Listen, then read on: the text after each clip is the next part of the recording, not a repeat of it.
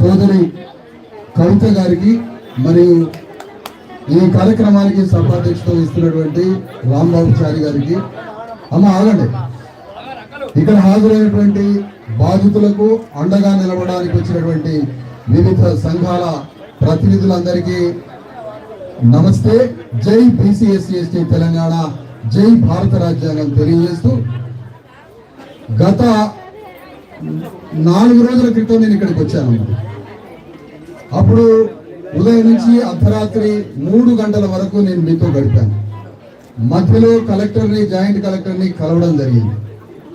ఆ రోజు జరిగినటువంటి మొత్తం కార్యక్రమంలో మీతో మాట్లాడిన సారాంశం ఏంటంటే, ఈ సమస్యని పరిష్కారం చేయాలి.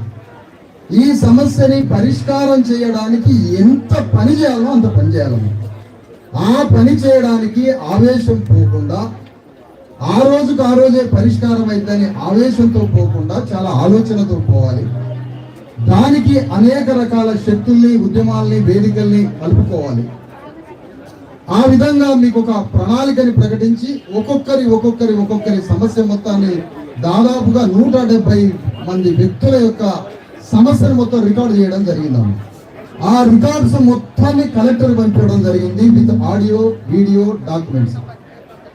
మొత్తంగా మీకు చెప్పాలనుకున్నది ఏంటంటే అమ్మా, అప్పటికే హైదరాబాద్ లో ఉన్నటువంటి జాగృతి అధ్యక్షురాలు కవిత గారు ఇక్కడికి రావాలనుకుంటున్నారు. చాలా కాలంగా మిమ్మల్ని అందరినీ విజిట్ చేయాలనుకుంటున్నారు. మీరు కూడా కాంటాక్ట్ చేస్తే ఈ విషయం చెప్పారు, నేను ఎప్పుడో ఇక్కడికి వెళ్ళాలనుకుంటున్నా, కొన్ని కార్యక్రమాల వల్ల ఆగాల్సి వచ్చింది అని. వారు ఎప్పుడు బయలుదేరుతారో వాళ్ళని తీసుకొని ఇక్కడ వివిధ పార్టీల నాయకులతో మాట్లాడాలని సిపిఐ పార్టీతో మాట్లాడడం జరిగిందమ్మా, కూననేని సాంబశివరావు గారితో. బీఆర్ఎస్ నాయకులతో మాట్లాడడం జరిగిందమ్మా, కూల్ చేసిన కాంగ్రెస్ వాళ్ళతో కూడా మాట్లాడడం జరిగిందమ్మా. కానీ కాంగ్రెస్ వాళ్ళు రాలే, బీజేపీ వాళ్ళకి చెప్పినా రాలే, బీఆర్ఎస్ వాళ్ళకి చెప్పినా రాలే. 3 పార్టీల వాడు ఒక్కడు హాజరు కాలేదమ్మా మాట్లాడినా సరే. ఆ పైగా బీజేపీ పార్టీ, బీఆర్ఎస్ పార్టీ ఏం చెప్తున్నారంటే, మేము ఒకసారి పోయొచ్చినాం కదా, మేము ఒకసారి పోయొచ్చినామంటే పోయొచ్చే సమస్య పరిష్కారం అవుతా, యుద్ధం చేస్తే సమస్య పరిష్కారం అవుతుంది, పోరాడితే సమస్య పరిష్కారం.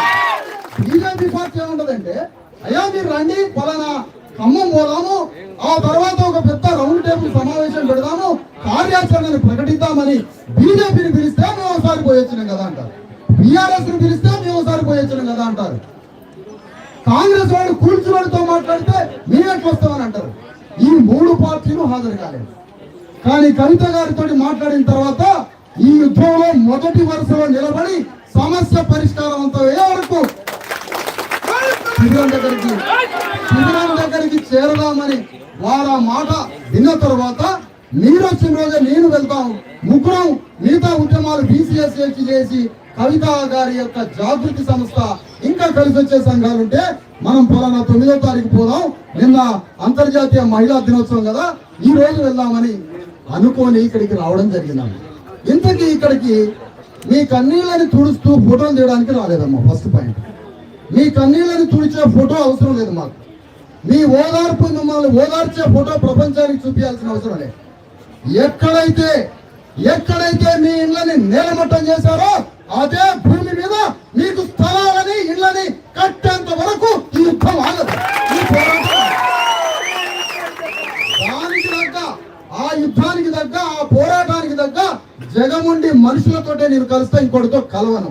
ఆ మొండితనం ఈ మనిషిలో ఉందని కవిత గారితో ఇక్కడికి రావడం జరిగింది.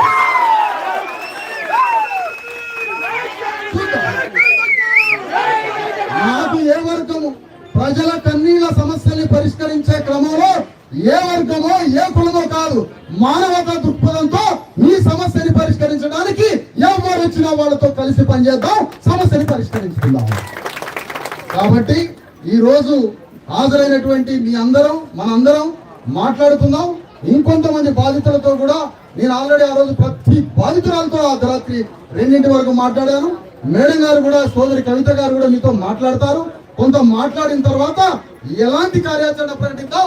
కలెక్టర్ దగ్గరికి ఆ రోజు పోయామమ్మా, కలెక్టర్ కలిసిండు, శ్రీనివాస్ రెడ్డి జాయింట్ కలెక్టర్ కలిశారు. వాళ్ళ మాటలు, ఆ 3 మంత్రుల మాటలు ఏమి చెప్తే అది రాసిస్తే చదివిస్తున్న మాటలు, వాళ్ళు రాసిచ్చిన మాటలే 2 కలెక్టర్లు మాట్లాడుతున్నారు. అసలు భూ యజ్ఞ భూదాన యజ్ఞ భూముల్లో ప్రభుత్వం అడుగు పెట్టడానికే వీల్లేదని తీర్పులు ఉన్నాయమ్మా. వాళ్ళకందరూ అడుగు పెట్టే అవకాశం లేదు. ఆ భూములు మనవి, ఆ భూమి మీద హక్కు మనది. ఇది మన ఆత్మగౌరవ ఉద్యమం, ఇది మన పేదల ఆత్మగౌరవ యుద్ధం. కాబట్టి ఈ పోరాటాన్ని అవసరమైతే నడిరోడ్డు మీదకి పోయి కలెక్టర్ మన కాళ్ళ దగ్గరకు వచ్చి మన కాగితాలు మనకిచ్చి భూమి మీద హక్కులు ఇచ్చేంత వరకు కలెక్టర్ ఇచ్చేంత వరకు అలాంటి కార్యాచరణ ఒకటి మనం తీసుకుందాం. మళ్ళీ విలేకరులకి మిత్రులకి కార్యాచరణను ప్రకటించి ఆ కార్యాచరణకు తగ్గట్టుగా ఆ కార్యాచరణ కోసం బయలుదేరడానికి ఒక అర్ధగంట సమయం తీసుకుందాం. ఈ అర్ధగంట లోపు బాధితులతోటి కవిత గారు మాట్లాడిన తర్వాత ఒక తీర్మానం చేసి ఏ కార్యాచరణతో ఈ యుద్ధాన్ని బయలుదేరుతాం, ఏ కార్యాచరణతో ఈ సమస్య పరిష్కారం అయ్యేంత వరకు మనకి పరిష్కారం ఇచ్చే హామీ మన చేతికి వచ్చే వరకు ఇక్కడి నుంచి లేవుతామా. అలాంటి యుద్ధాన్ని ప్రకటించే పోరాడుతున్నాం. అమ్మా ఒకటి చెప్తున్నా, మహిళలకి పురుషులకి యుద్ధం చేయకుండా సమస్య ఇప్పటివరకు భూమి మీద పరిష్కారం కాలేదు. యుద్ధం లేకుండా, పోరాటం లేకుండా పేదవాడి సమస్య భూమి ఇంతవరకు పరిష్కారం కాలేదు. మానవత్వం పరిష్కారం పాలకుడు దిగిరావాలంటే మన యుద్ధం మొదలు కావాల్సింది. అందుకని దానికి దగ్గర కార్యాచరణను ప్రకటిద్దాం. ఈ లోపు బాధితులందరితోటి మరి జాగృతి అధ్యక్షురాలు కవిత గారు మాట్లాడాలని నేను కోరుతున్నాను. మీరందరూ సహకరించాలి, గోల చేద్దామా. మళ్ళీ చెప్తున్నా కదా, మీ కన్నీళ్లు పుట్టే దగ్గర పోటీ పడి అదేదో పబ్లిసిటీ తంతు కదమ్మా. ఇక్కడ అలాంటి పనులు చేయడం చాలా తప్పదు. అలాంటి ఆలోచన చేయొద్దు. సమస్యల్ని ఒక్కొక్కరిని అడిగి తెలుసుకోండి మేడం. ఇంత హృదయ విదారక సంఘటన నా జీవితంలో కూడా నేను చూడలేదమ్మా. అంత ఘోరంగా ఉంది ఈ సంఘటన. కాబట్టి ఈ సంఘటనలన్నీ మీరు స్వయంగా పరిశీలించి ఆ ఆర్తితోటి మన పోరాట కార్యాచరణను ప్రారంభించడానికి ఒక్కొక్కళ్ళు ఇక్కడ ప్లేస్ సెట్ చేయరమ్మా. ఎట్లా మాట్లాడతారు ఏంటనేది లోపల కొంచెం ప్లేస్ తీసుకోవడము, కొంచెం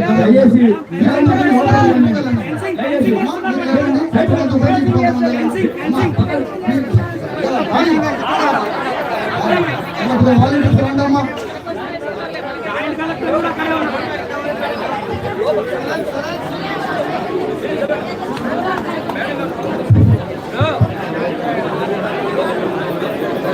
ఎవరైనా మాట్లాడతారమ్మా? చెప్తారా? ఎవరైనా మాట్లాడతారా?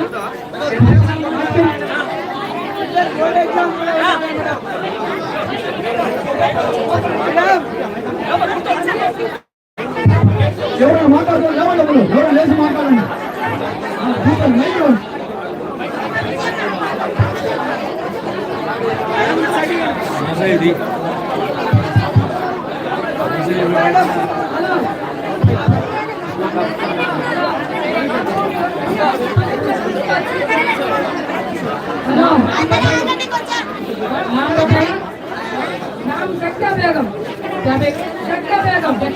बोलिए हमारे घरों को गिरा दिए, घरों में सामान निकाल